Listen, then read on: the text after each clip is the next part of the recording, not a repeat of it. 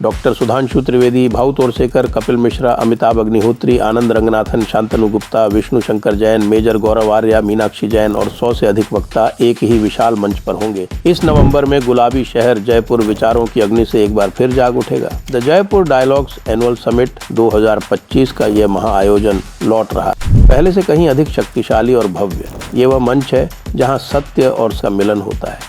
3 दिन तक राष्ट्रीय सुरक्षा से लेकर सांस्कृतिक पुनर्जागरण तक हर विषय पर बेबाक और निर्भीक चर्चा की। ये केवल एक समिट नहीं बल्कि एक सभ्यता की आवाज है जो अपना वृत्तांत स्वयं लिख रही है। इस महत्वपूर्ण राष्ट्रीय संवाद का हिस्सा बनने के लिए आप अपना रजिस्ट्रेशन करा सकते हैं। इस वैचारिक आंदोलन को समर्थन देने के लिए आप सेशंस को स्पॉन्सर कर सकते हैं और आयोजन स्थल पर अपना स्टॉल लगवाकर व्यापक दर्शकों तक पहुंच सकते हैं। वहां रहें, साक्षी बने, आवाज बने।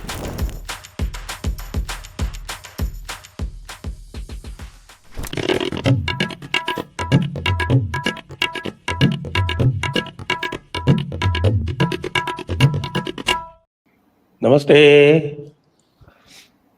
आप सभी का स्वागत है आज के इस कार्यक्रम में। हमारे साथ जुड़ गए हैं भाऊ तोरसेकर जी और ओंकार चौधरी जी। आप सभी से अनुरोध है कृपया चैनल को सब्सक्राइब करें, वीडियो को लाइक करें। और आज 26 तारीख हो गई, अब केवल 11 दिन बचे हैं दी जयपुर डायलॉग्स 2025 एनुअल समिट के।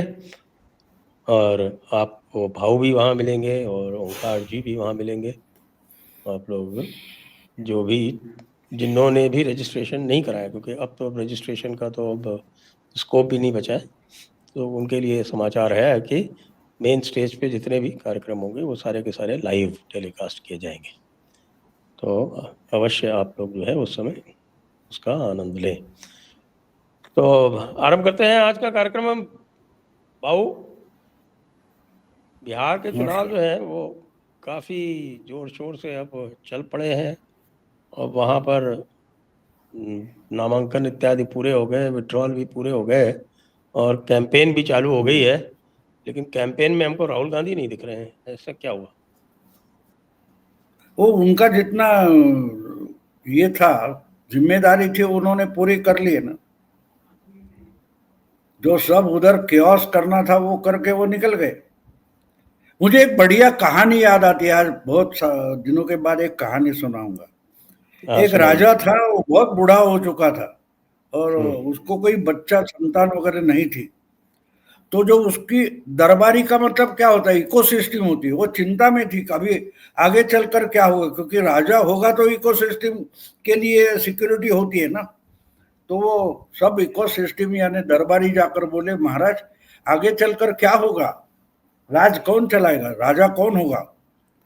तो बोला चिंता मत करो, कल हमारे किले के जो गेट खुलते हैं, सुबह पहला इंसान अंदर आएगा उसको पकड़ के लेके आओ। तो एक भिखारी था, वो बहुत जल्दी किले में आता था और मौके की जगह पकड़कर बैठता था। तो वो सुबह पहले आ गए, उसको पकड़ के लाए।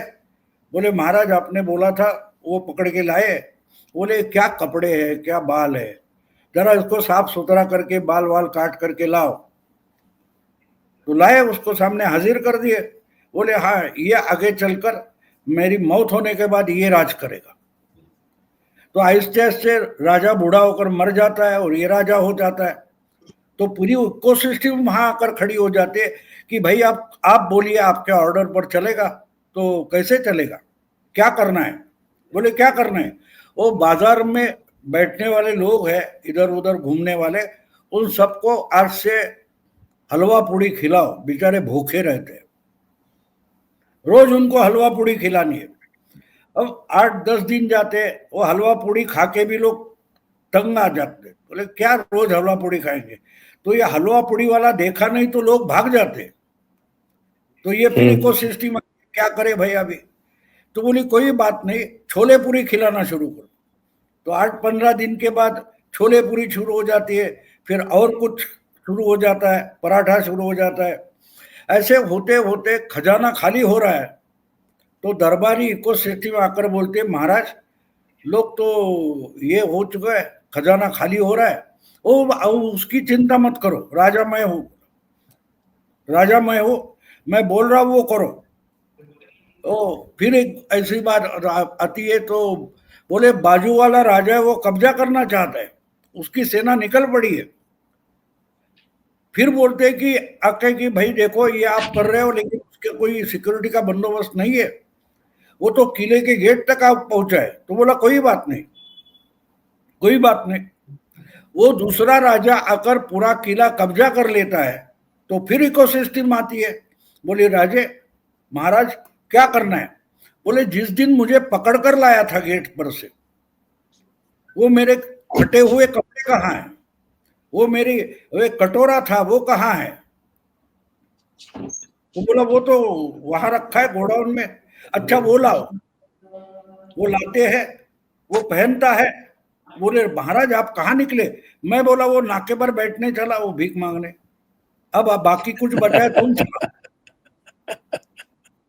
तो बिहार कांग्रेस की हालत आप पूछ रहे हो ना, तो उसका ये जवाब है।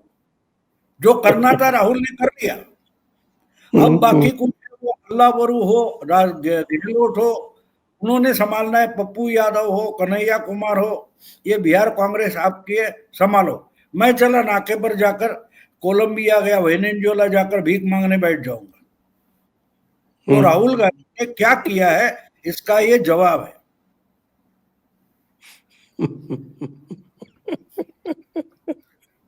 तो वो कैसे दिखाई आज? अब देखो गाली खाने के लिए गहलोत वगैरह वहां मिलेंगे आपको। राहुल गांधी गाली खाने के लिए कहा है? वो अपना कटोरा और फटे हुए कपड़े लेकर निकल गए। तो ये देखो मजाक नहीं है, कांग्रेस की क्या हालत है ये इस एक कहानी में आ जाती है। क्यों कांग्रेस की बुरी हालत क्यों है, ये इस कहानी का आशय वो है। जिसको कोई जिम्मेदारी अनुभव कुछ भी नहीं है, लेकिन उसको राजा बना दो, क्योंकि वहां वही तो महाराजा ने अपॉइंट किया हुआ वारिस है, तो वो पार्टी चलाएगा। और पार्टी चलाते क्या हालत हो जाती है, वो इस कहानी में आया। बहुत 40-50 साल कभी कहीं सुनी थी कहानी, लेकिन मुझे अब वो कहानी याद आ रही है कि वो कहानी नहीं, वो इतिहास होता है, उसमें भविष्य होता है। अब पॉलिटिकल साइंस में ऐसी कहानियां कोई सिखाता नहीं है, तो बेचारे संपादक वगैरह है, पॉलिटिकल एनालिस्ट है का ये आशुतोष हो या अंजुम हो, बेचारे कैसे समझेंगे कि कांग्रेस का क्या हो रहा है। अब उनको तो भेज दिया उधर, ये पनौती इधर नहीं चाहिए, तो उसको अमेरिका भेज दिया है। नहीं तो ये पनौती रोज रोज आरती करेंगे और कांग्रेस और डूब जाएंगी। तो कांग्रेस को बचाने के लिए ये सब यूट्यूबर वगैरह उनको उधर भेज दिया अमेरिका में 1 महीने से। वो एग्जिट पोल के दिन वापस आ जाएंगे। एग्जिट पोल हाँ, यानी अमेरिका से उनको एग्जिट कर देंगे, चलो अभी निकलो।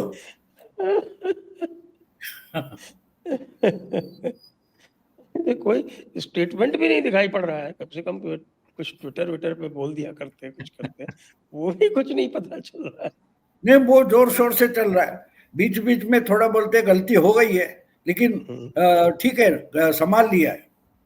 अब उस दिन मैंने ओमकार के पॉडकास्ट में वही तो बोल दिया कि बोले प्रेस कॉन्फ्रेंस दे ली, मैंने पूरी देखी। मैं उनकी बॉडी लैंग्वेज पढ़ना चाहता था। गहलोत जिस तरीके से बोल रहे थे, तो उन्होंने आने वाला समय कैसा होगा वो बता दिया कि महाराष्ट्र जैसा नहीं होना चाहिए बोला, उसका मतलब महाराष्ट्र जैसा हो गया है। तुम्हारा मुख्यमंत्री हमारा मुख्यमंत्री ये करते करते करते बेचारे गहलोत तो खटाखट उप मुख्यमंत्री पद बांटने लगे। कुछ सहानी है उसको भी कर दिया, बोले और 4-6 हो जाएंगे। मुझे लगता था कि पत्रकारों को पूछेंगे कि तुमको किसी को होना है मुख्यमंत्री, चलो हाथ उठाओ, तुमको भी कर देते। जो देना ही नहीं है उसका मतलब खटाखट होता है। तो तेजस्वी को भी मुख्यमंत्री कर दिया है, साहनी को ही उप मुख्यमंत्री कर दिया है। तो बिहार का मामला पूरा हो गया है। उसमें कोई सिर्फ इंतजार करना है कि आंकड़ा 150 से ऊपर कहां जाता है एनडीए का, 200 तक जाता है या 160-70 करके रुकता है।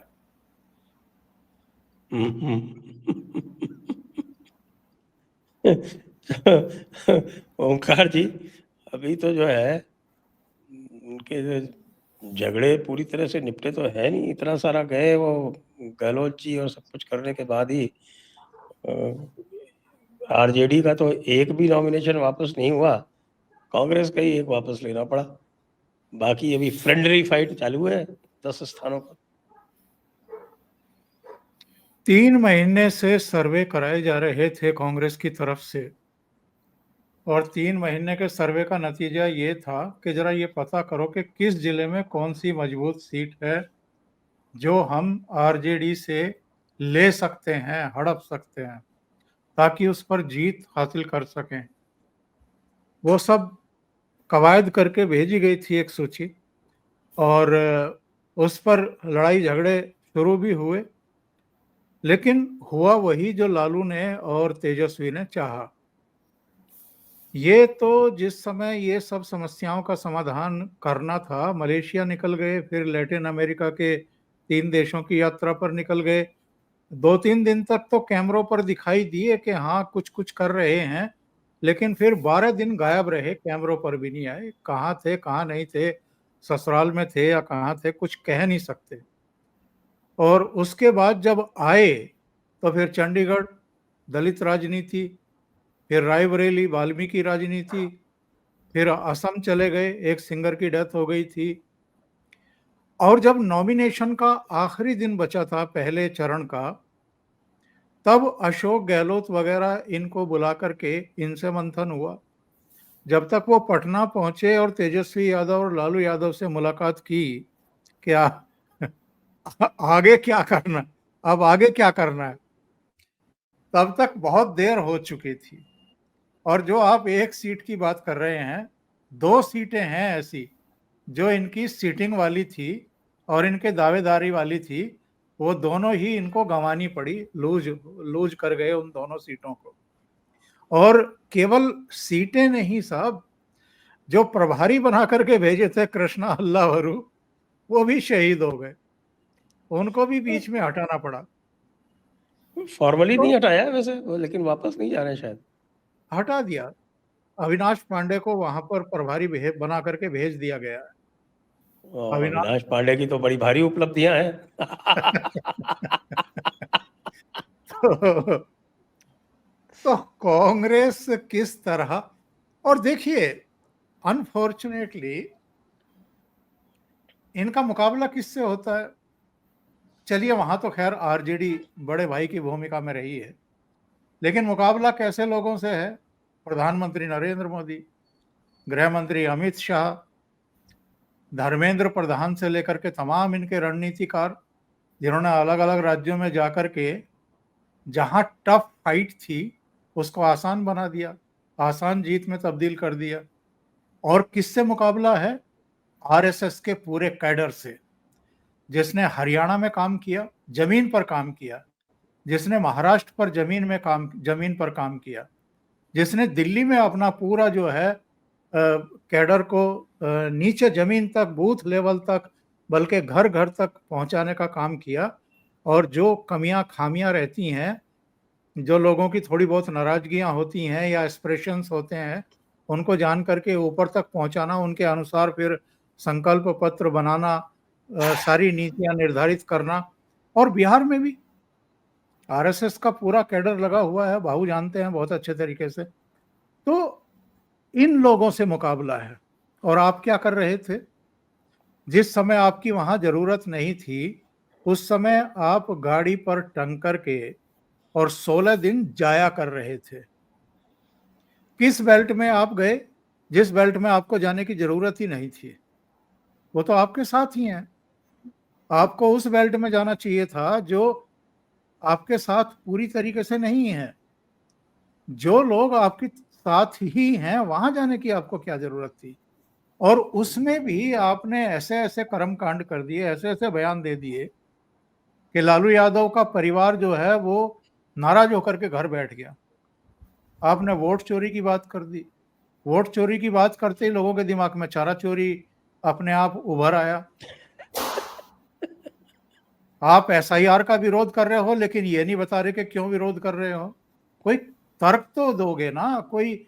अच्छा, नीचे जमीन पर जो बातें हो रही थी लोगों से, जिनको हम छोटे यूट्यूबर मान लेते हैं, वो जो गली मोहल्ले में जाके बात करते हैं, ठेली वाले से, नाई से, और फल बेचने वाले से, सब्जी बेचने वाले से, राह चलते हुए आदमी से, थ्री व्हीलर वाले से, वो सब कह रहे हैं कि एसआईआर का विरोध काहे को भाई, हमारा तो वोट नहीं कटा है, हमने तो लोकसभा में भी वोट किया था, हमने अब भी हम लोग वोट करेंगे, और काहे की वोट चोरी।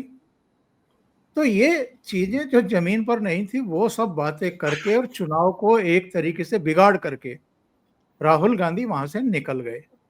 और अब देखिए, आपके विदेश से लौटने के बाद वो 3-4 राज्यों की यात्रा कर चुके हैं, लेकिन बिहार नहीं गए हैं। आप जो प्रोग्राम शुरू होने से पहले पूछ रहे थे, तो मेरी, चूंकि मैं कांग्रेस पार्टी एआईसीसी कवर करता रहा हूं, तो कांग्रेस में कुछ लोग हैं जो बहुत सारी चीजें शेयर कर लेते हैं। तो मैंने जानने की कोशिश की पिछले 2 दिनों में कि राहुल गांधी हैं कहाँ और बिहार का उनका क्या कार्यक्रम है, क्योंकि कहीं कुछ एक छपा था कि राहुल गांधी और तेजस्वी दोनों मिलकर के करीब 12 सभाओं को संबोधित करेंगे। तो मैंने ये पूछा कि ये 12 सभाएं कब होने वाली हैं, क्योंकि उधर तो चुनाव प्रचार पूरे उरूज पर है, योगी आदित्यनाथ आ चुके, अमित शाह इस समय मैदान में है, प्रधानमंत्री की पहले चरण की 3 रैलियां हो चुकी हैं, उनकी 9 रैली अभी प्रथम चरण के लिए और होनी है, दूसरे चरण के लिए अलग से उनकी व्यवस्थाएं हैं और उनका प्रोग्राम है। तो राहुल गांधी कहाँ है? कांग्रेस के शीर्ष नेतृत्व में भी किसी को जानकारी नहीं है कि राहुल गांधी बिहार जाएंगे भी या नहीं जाएंगे, और जाएंगे तो अकेले करेंगे या तेजस्वी के साथ करेंगे। तो ये क्योस है इस समय। तो इन्होंने कहां ला करके छोड़ दिया है पार्टी को और पूरी मुहिम को, आप अंदाजा लगाइए। वो ऐसा नहीं लगता कि राजीव गांधी जो है वो तेजस्वी को अपना गुलाम समझता है, और वोटर अधिकार यात्रा में उसी तरह से वो व्यवहार भी कर रहा था, और अब उसके लिए बिल्कुल वो तेजस्वी को सीएम फेस डिक्लेयर करना पड़ गया, तो उसके लिए बड़ा मुश्किल है आपके साथ में प्रचार करना। नहीं, मैं नहीं मानता ये कोई नई बात नहीं है। आप अगर भूले हो तो मैं आपको याद दिला दूं, 2022 2017 का या 22 का चुनाव था, नहीं 2017 का चुनाव था शायद, जब प्रशांत किशोर उनके साथ थे यूपी में। प्रशांत किशोर ने बहुत प्रयास किए, अलग अलग रणनीतियां बनाई। पहले प्रशांत किशोर ने बोला था किसी ब्राह्मण को मुख्यमंत्री पद का चेहरा बनाओ, ये बोले बिल्कुल नहीं। फिर बोले थे प्रियंका को, राहुल गांधी को बनाओ, तो अभी इनके घर में तो सिर्फ प्रधानमंत्री पैदा होते, तो बोले ठीक है प्रियंका को बनाओ, बिल्कुल नहीं।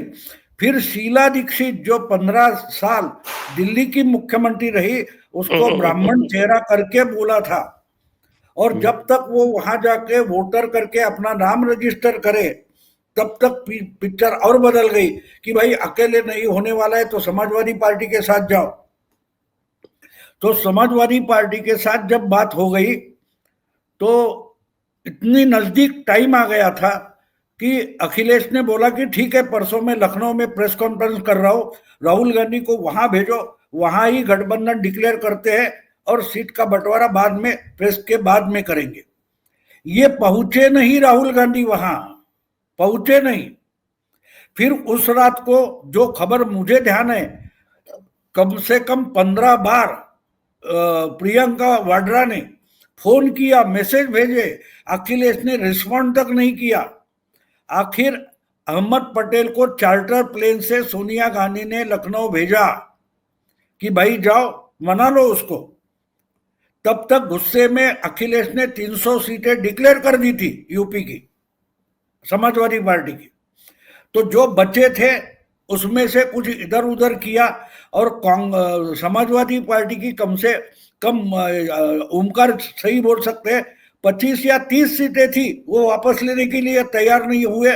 और बिल्कुल आज जो आप 11 सीट की बात कर रहे हो वो यूपी में हुई थी।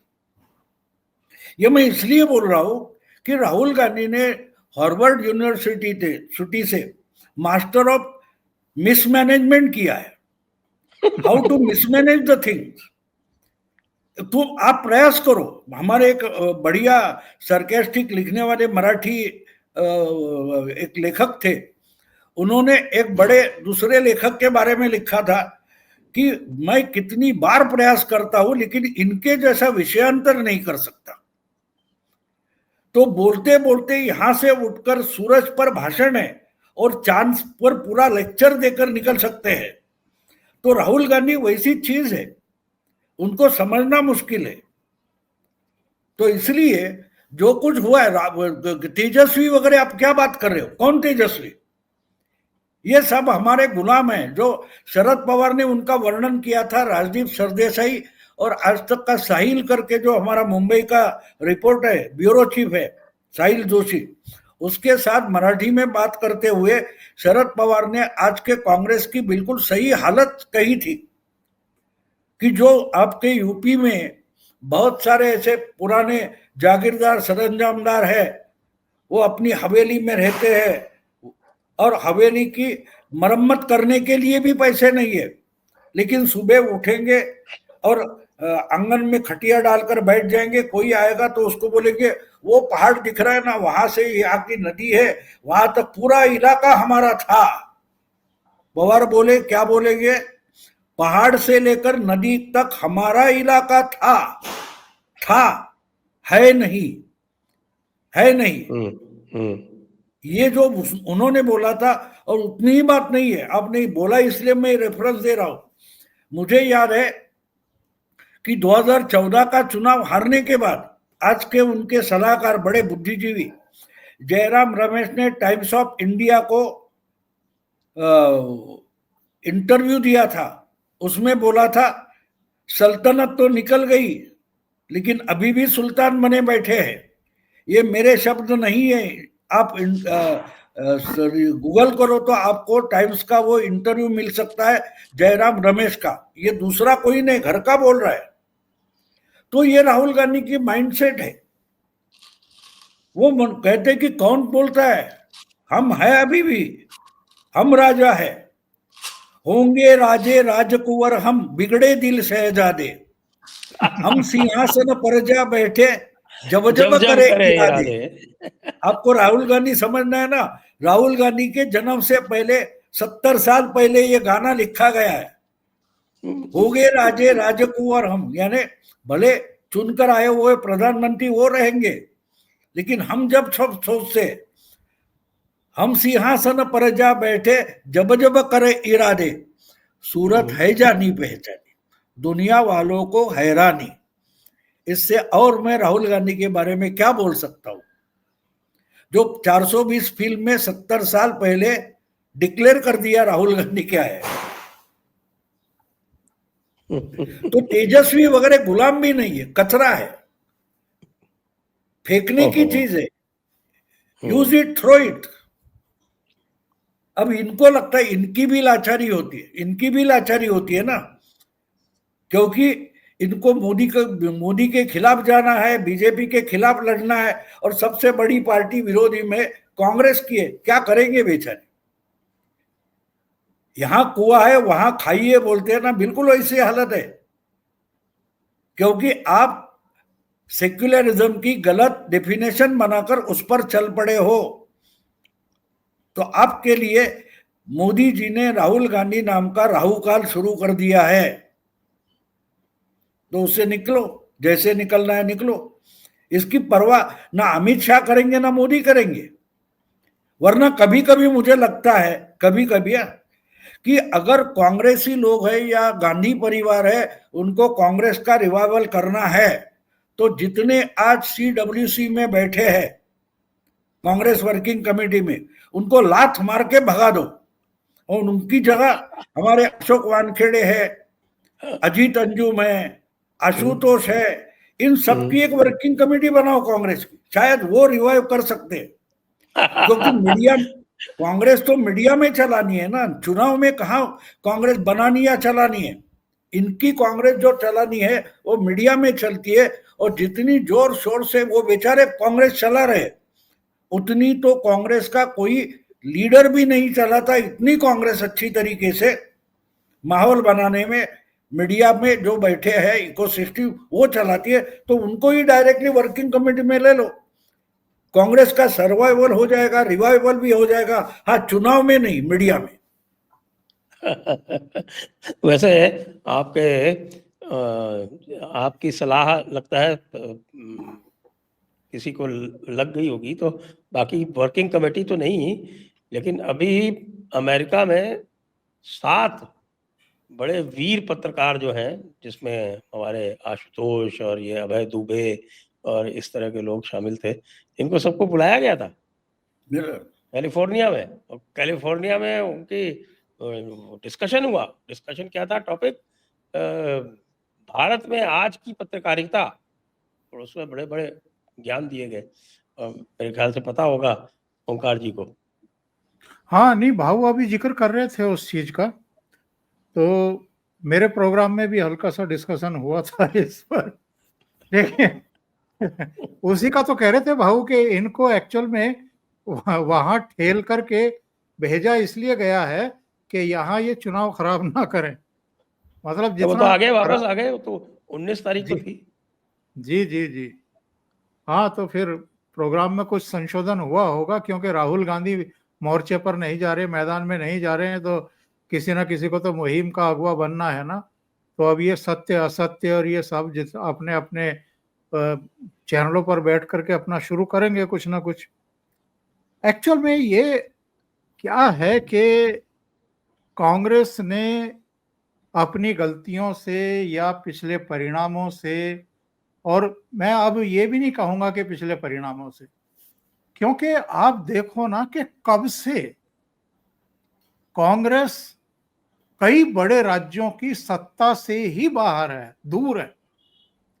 तमिलनाडु में 60 के दशक के बाद कांग्रेस का कोई मुख्यमंत्री नहीं।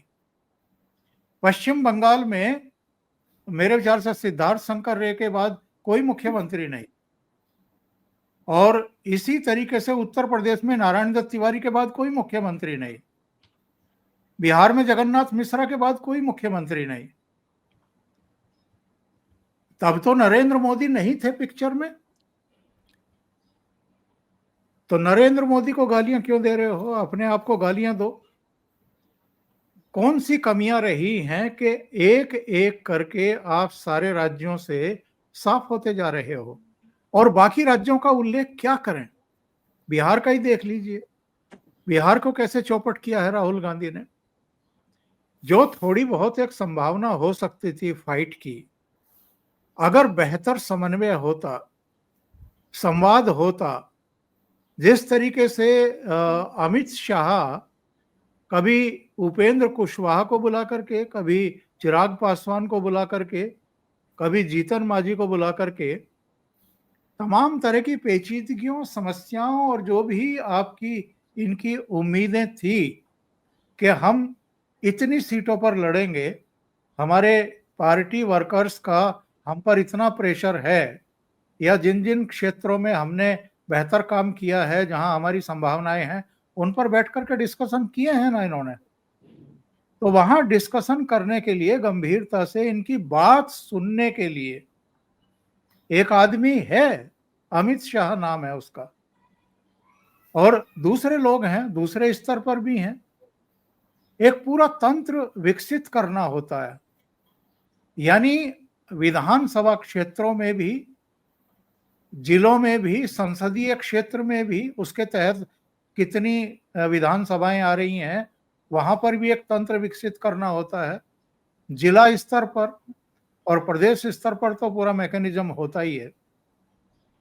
क्या कांग्रेस पार्टी या कांग्रेस का नेतृत्व, जो मीडिया में तो बहुत बकैती करता है, मीडिया में तो तमाम तरह के रंगीन कार्टून भी और रोजाना छेड़छाड़ करके एआई जनरेटेड वीडियो भी, जो बहुत ही भद्दे किस्म के और निचले स्तर के, और डर्टी पॉलिटिक्स का इससे और निचले स्तर का कोई मतलब स्तर हो नहीं सकता, लेवल हो नहीं सकता। इस तरह की चीजों में तो आप दिमाग खपा रहे हैं। लेकिन एक्चुअल में भारतीय जनता पार्टी और उसका पूरा तंत्र और उसके सहयोगी दल भी कितनी मेहनत करते हैं और किस तरीके से हाई लेवल का उनका श्रम होता है जिसको वो साध्य में तब्दील करते हैं। मैंने एक बार शायद आपके प्रोग्राम में ही बताया था, हमारे मित्र हैं बड़े पुराने, विश्वनाथ प्रताप सिंह के करीबी थे। मैं जिन दिनों दैनिक जागरण में था मेरठ में, तो उन दिनों वो एमएलसी हुआ करते थे, आजकल राज्यसभा के मेंबर हैं भारतीय जनता पार्टी से। तो बड़े सालों के बाद मेरठ में एक कार्यक्रम में उनसे मुलाकात हुई, साथ साथ बैठे हुए थे, बल्कि वो देख करके मेरे पास ही आ गए। तो मैंने उनसे पूछा कि भारतीय जनता पार्टी में कैसी गुजर रही है, यहाँ मन लगा कि नहीं लगा? तो उन्होंने पता है छूटते ही क्या कहा? उन्होंने कहा कि यार ये दौड़ाते बहुत हैं, मेहनत बहुत कराते हैं, मतलब परिवार के लिए, रिश्तेदारों के लिए समय नहीं बचता है, इतनी मेहनत कराते हैं। और पता है उनकी उम्र इस समय 70 से ज्यादा है। यानी आपको अगर राज्यसभा भेजा है बीजेपी ने, तो केवल राज्यसभा की कुर्सी तोड़ने के लिए नहीं भेजा है या सुख सुविधाएं लेने के लिए नहीं भेजा है, आपको उसके अनुरूप बहुत मेहनत करनी पड़ती है। क्या कांग्रेस में या बाकी के क्षेत्रीय दलों में, कुछ की मैं सराहना करता हूं, उनकी नीति, उनकी विचारधारा से मतभेद होते हुए भी, जैसे ममता बनर्जी है या उनकी पूरी पार्टी का कैडर है, वो समर्पित भाव से, पूरे परिश्रम से वहां लगे ही रहते हैं। और जब देखते हैं कि कोई चुनौती मिली है तो फिर उसका मुकाबला भी करते हैं। उसमें नैतिकता अनैतिकता सब भूल जाते हैं वो, लेकिन उसका मुकाबला करते हैं और वहां से फिर वो निकाल करके बाहर आते हैं।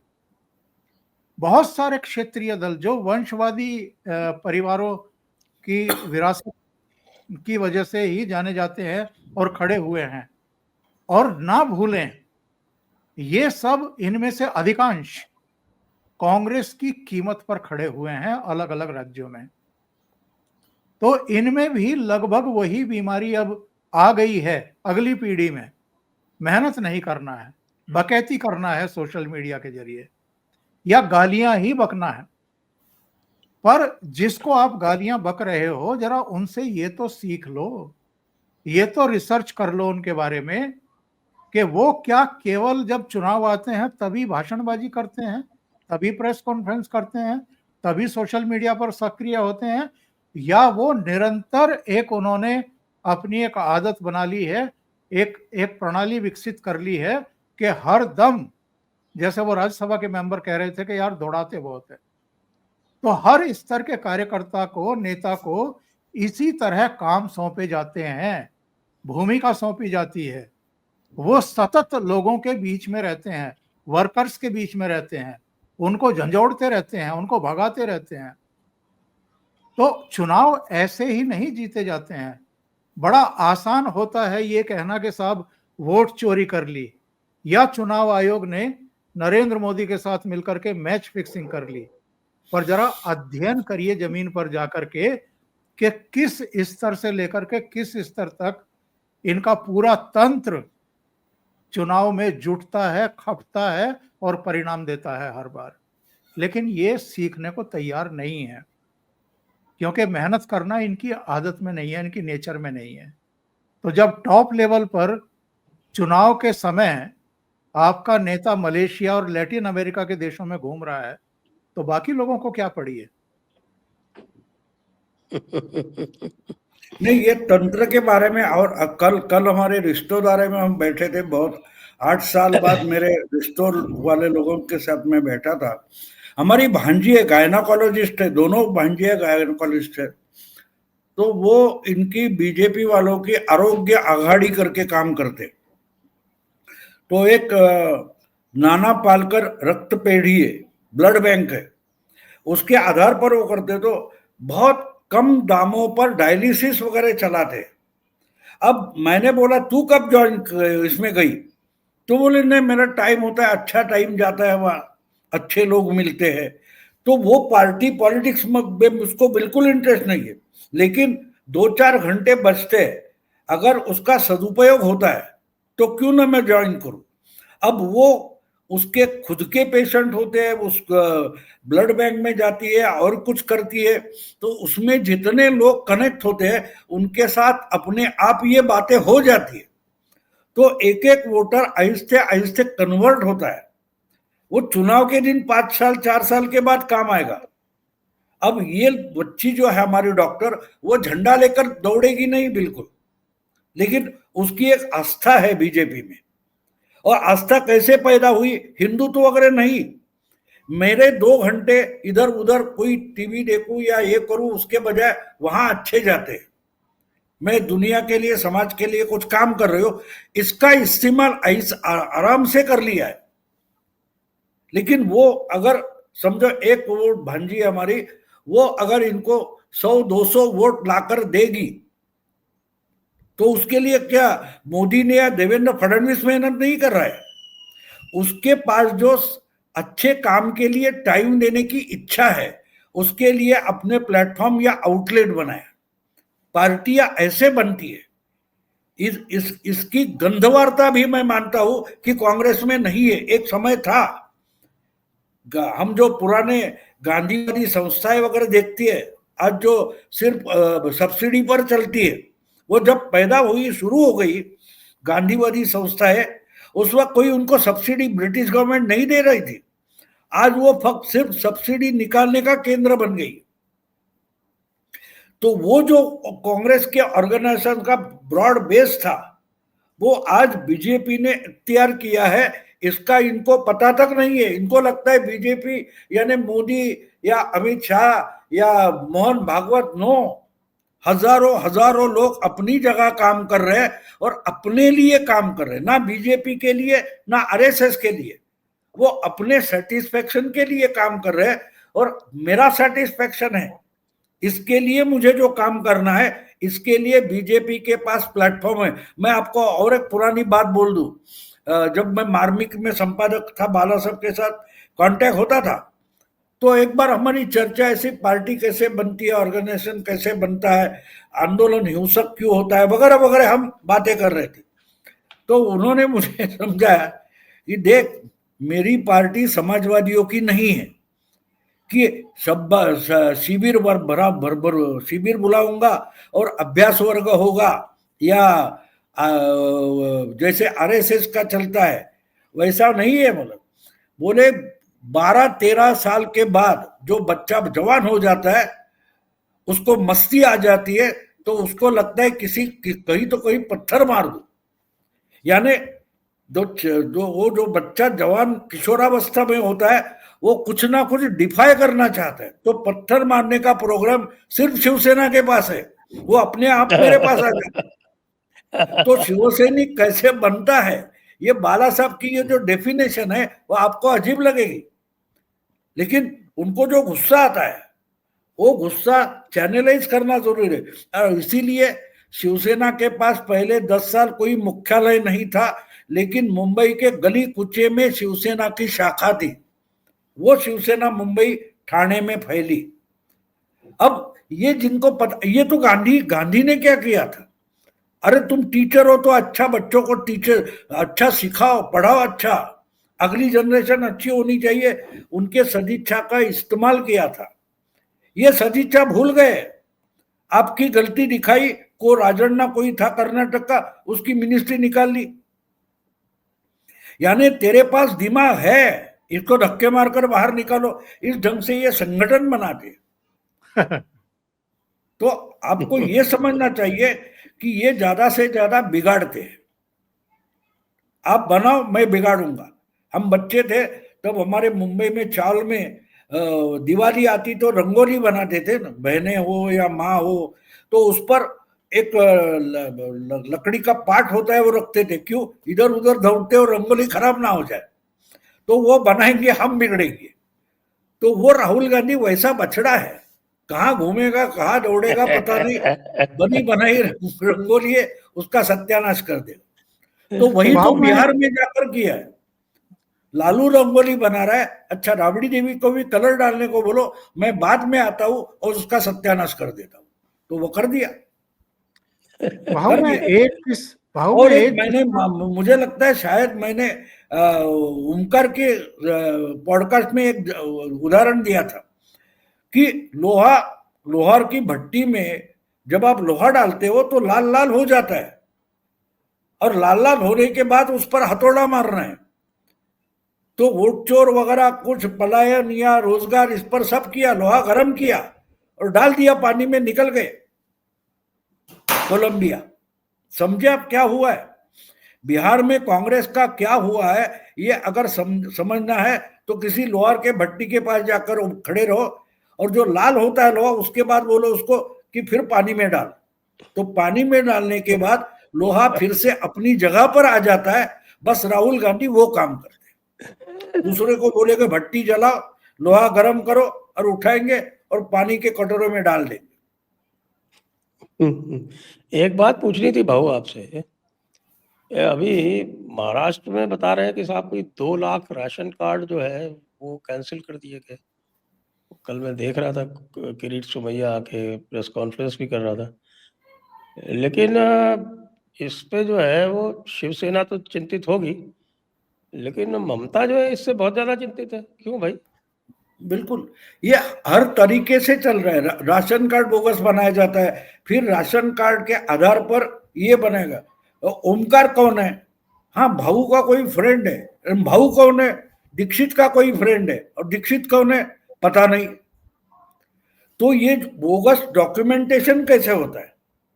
पहले तो आपका रेशन कार्ड बनेगा, 100, 150, 200 रुपए उधर दिया तो राशन कार्ड बन गया।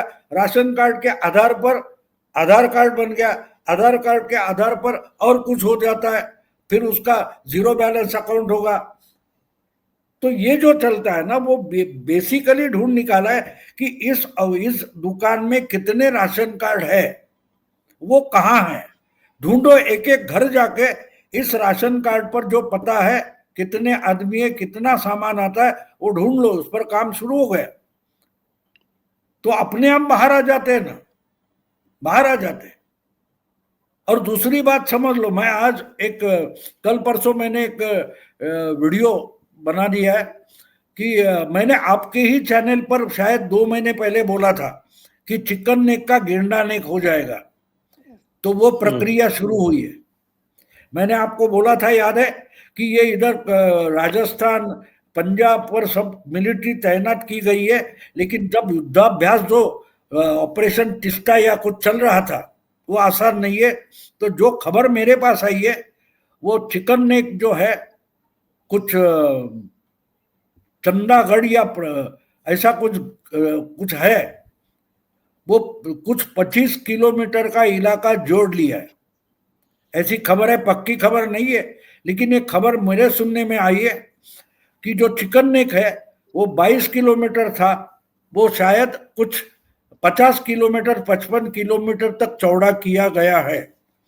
लेकिन अभी उस पर चर्चा नहीं होनी चाहिए, इसलिए ऑपरेशन सर क्रीक या ऑपरेशन सिंदूर 2 वगैरह चर्चा जोर शोर से चल रही। अभी तो बगराम त्रिशूल पर चल रहा है। बगराम पर चर्चा चल रही है, लेकिन कोई भी चिकन नेक पर नहीं बोल रहा है। तो शायद 1 महीने बाद राफेल कितने गिरे उस पर 1-2 महीने के बाद खुलासा हुआ ना। तो चिकन नेक का गेंडा नेक हो गया, इस पर खबरें शायद हम जनवरी में वगैरह सुनेंगे।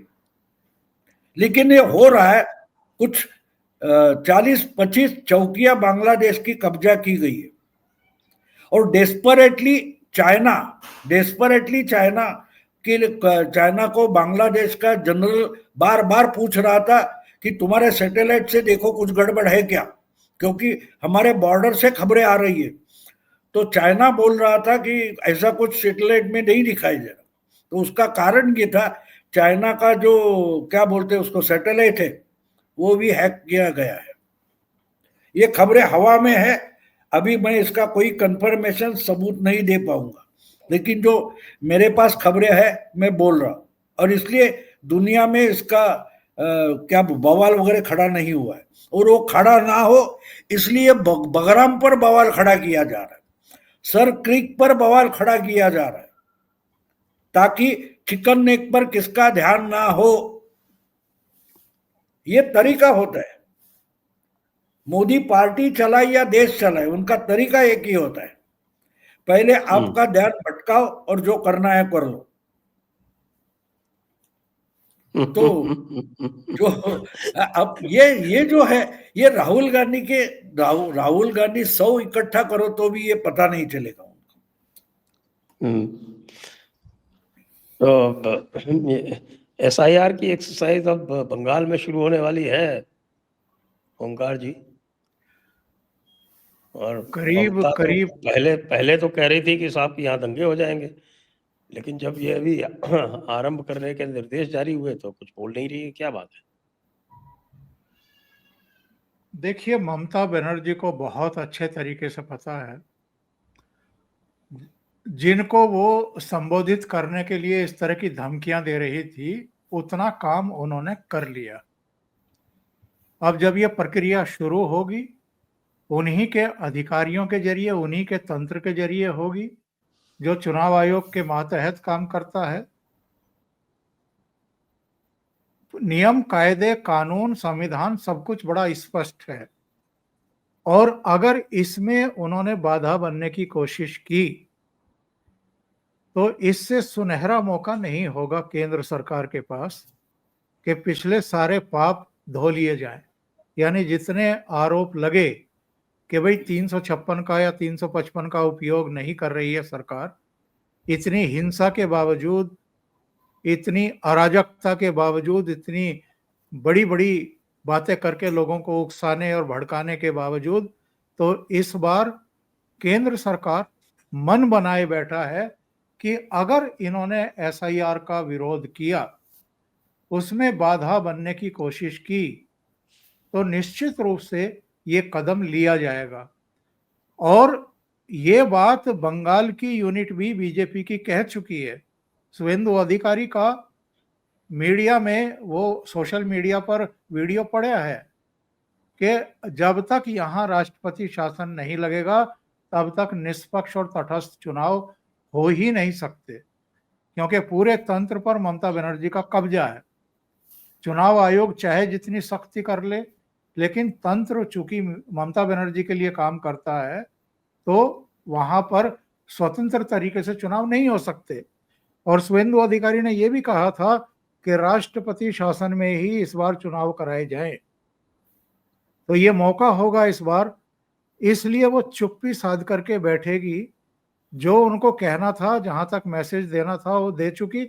इसके आगे मुझे लगता नहीं कुछ करेंगी, और करेंगी तो जैसा मैंने कहा है, ये सुनहरी मौका होगा केंद्र के पास। राष्ट्रपति शासन इम्पोज करो और उसके बाद जो है चुनाव कराओ। जी भाऊ। नहीं, बिल्कुल, आपको याद होगा तो जो उपराष्ट्रपति का चुनाव हुआ था, वो जिस ढंग से जीत लिया, आपने मुझे पूछा था कि पॉलिटिकल ब्राह्मणों से शब्द आपने कहाँ से निकाला, आपने मुझे पूछा था, तो मैंने वही बोला था। वो पॉलिटिकल ब्राह्मणों इसलिए था कि अगर मिड कोर्स उपराष्ट्रपति जैसा घटनात्मक पद भी, अगर संवैधानिक पद भी मोदी माइनॉरिटी गवर्नमेंट होकर बदल सकते हैं, तो राष्ट्रपति शासन का रास्ता वहां से खुल गया, क्योंकि ये इतनी आसान बात नहीं है। हर विपक्ष के दल के अपने अपने MP है, उन पर उन दलों का आज भरोसा नहीं है।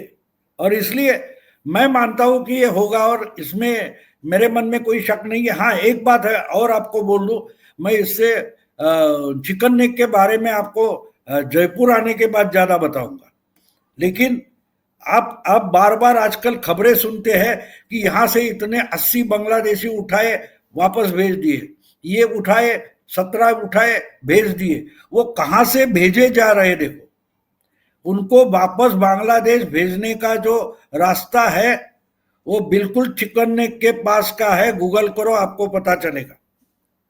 हाँ, अब एक और बात उसमें आती है, जो भेजे गए, क्या 100% बांग्लादेशी थे या कुछ अज्ञात लोग भी भेजे गए, इस पर भी सोचो। तो अगर इसमें कुछ खबरें तो पुलिस ममता के पास है, ममता को वहां के पुलिस कुछ तो बताते होंगे। तो ममता अगर टोन डाउन हुई है तो उनके पास भी कुछ खबरें पहुंच रही है। तो इस ऐसे वक्त में आप रिस्क कितना ले सकते हो? जिस ढंग से ट्रंप को झुका जाए एक इंसान, मोदी नाम का इंसान अगर ट्रंप को झुकाता है, तो ममता क्या चीज है ये ममता भी समझती है। एक बात है, हाँ, आशुतोष हो या ऐसे इकोसिस्टम के लोग ममता को चढ़ाएंगे, चने के झाड़ पर चढ़ाएंगे, लेकिन ममता का मतलब राहुल गांधी या उद्धव ठाकरे नहीं है, क्योंकि उसको मालूम है गिरूंगा तो मैं गिरूंगा, इनको तालियां बजाने में क्या जाता है। तो इतनी अकल तो ममता के पास है। इसलिए मैं मानता हूं कि जो बांग्लादेशी करके भेजे जा रहे उसमें बहुत सारी मिलावट हो सकती है, और एसआईआर करने को ममता रोकेगी नहीं, क्योंकि ये तो सुप्रीम कोर्ट में जाने का रास्ता भी बचा नहीं है जो बिहार में हो गया, और इसलिए वोट चोरी का आंदोलन ही गलती वो थी। तो राहुल गांधी ने बंद कर दिया सभी का। एग्जैक्टली, ऐसे बातों में कोर्ट में जाने की जरूरत नहीं थी। अगर राहुल गांधी नहीं जा रहा है तो दूसरा कौन गधा गया मुझे पता नहीं, क्योंकि राहुल गांधी की उसमें जो लीगल स्ट्रेटेजी थी कि आरोप करो कोर्ट में मत जाओ, लेकिन दूसरा गधा कोई गया, या बीजेपी ने जानबूझकर किसी को भेजा पता नहीं, लेकिन सुप्रीम कोर्ट से पूरे देश में ही कर लो, ये ऑर्डर सुप्रीम कोर्ट का है। अब क्या करोगे आप? अब क्या करोगे?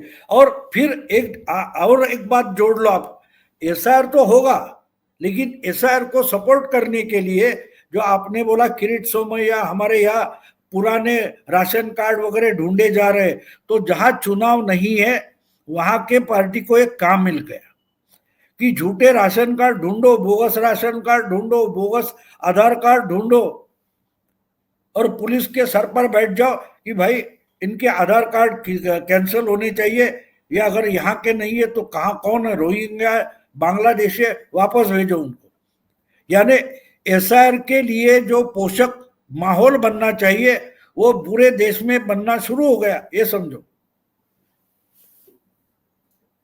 और इनको क्या है, ये असेसमेंट करते इनका प्रॉब्लम ये होता है ना कि लोगों में देखो भ्रष्टाचार है, भ्रष्टाचार सब बोलेंगे, लेकिन भ्रष्टाचार जो होता है वो लोगों ने स्वीकार किया है ना।